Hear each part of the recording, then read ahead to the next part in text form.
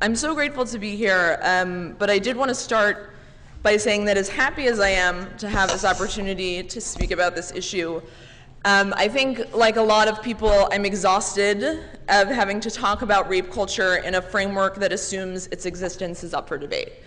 Thanks. That said, I want to start by telling you a story about an amazing woman that you may have heard of called Emo Sulkybitch. Anyone heard of Emma? Okay, so, a lot of you. Excellent. Okay, so in 2013, Emma, who is a student at Columbia University, reported being raped to her school. At first, she didn't want anyone to know, but when she met two other students who said they'd been assaulted by the same man who attacked her, a man who was also a student, she decided to report.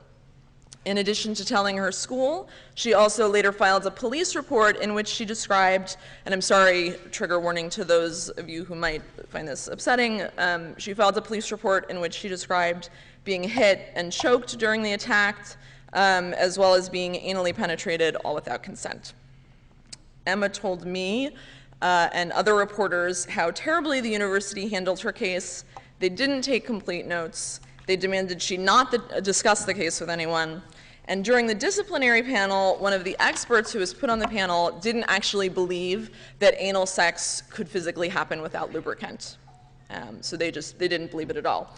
So at the end, the panel found her attacker not responsible, and Emma said that she felt like a shell of a human being.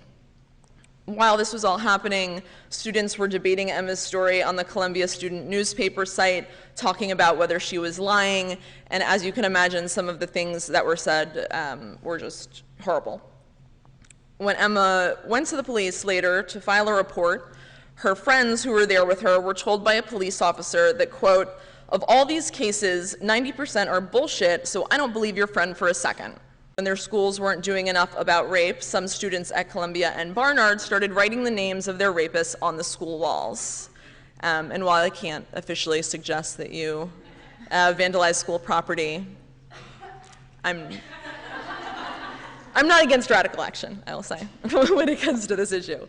For Emma, that's my thumbs up.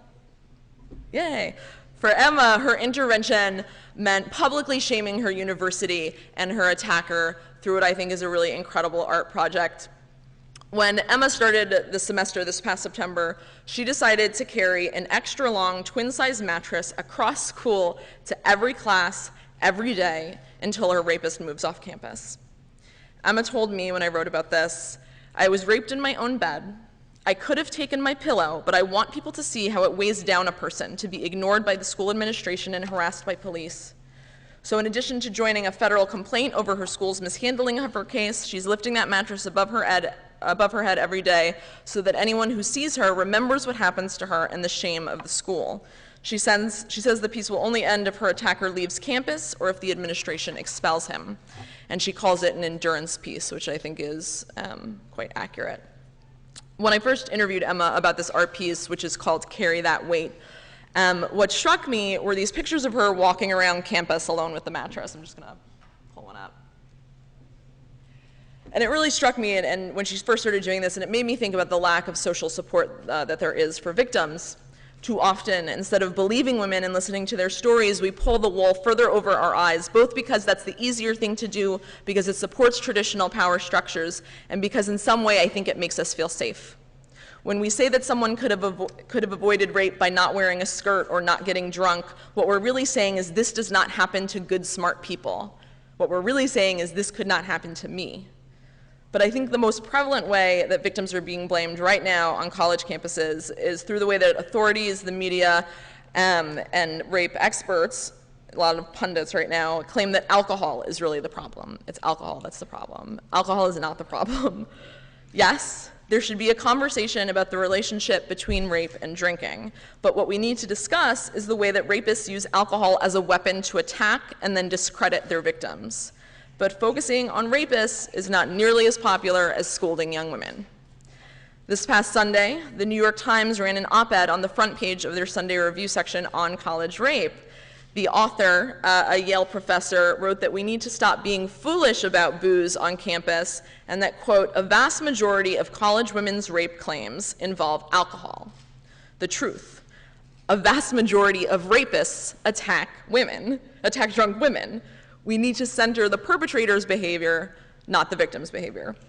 When I start to feel down about how much work still has to be done and just how hard it is to care about and work on this issue, I think about Emma and I think about what happened a couple of days into her project.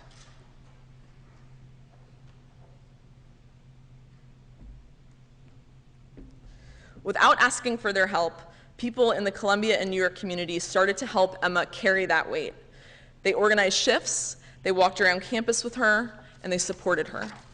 So despite the hurdles, I want to say, and I just want to leave you with the idea that I do believe in our capacity for change, I do believe in our innate goodness, and I know that if we take on a little bit of this huge weight individually, if we all agree to carry our share, we can turn the tide. Thank you.